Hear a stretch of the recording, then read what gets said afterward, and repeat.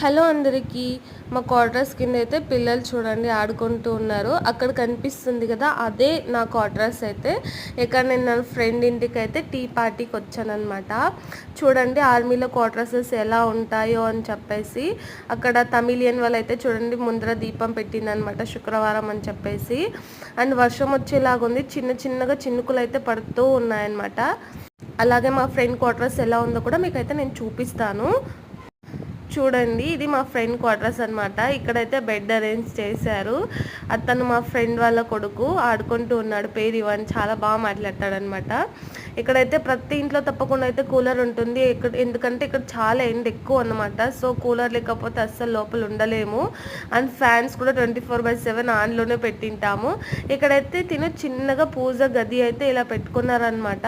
ప్రతి ఇంట్లోనే ఇలాంటి గుడి అయితే ఉంటుందన్నమాట. చూడండి, వినాయకుడు, కృష్ణుడు, అమ్మవారు ప్రతి ఒక్కటి అయితే ఉందన్నమాట. వీళ్ళు ఇలా పెట్టుకుని రోజు అయితే పూజ చేస్తూ ఉంటారనమాట. అండ్ నెమిలీకలు అయితే ఉంటారు, రాధాకృష్ణుడికి ఇష్టం కదా అని చెప్పేసి. ఇక్కడ ఒక కబోర్డ్ ఇచ్చారు. అండ్ ఇక్కడ ఫ్రిడ్జ్ ఉంది. తర్వాత ఇక్కడైతే చిన్నగా డైనింగ్ టేబుల్ అరేంజ్ చేసుకున్నారు. చూడండి ఎంత బాగా పెట్టుకోయింది కదా అమ్మాయి.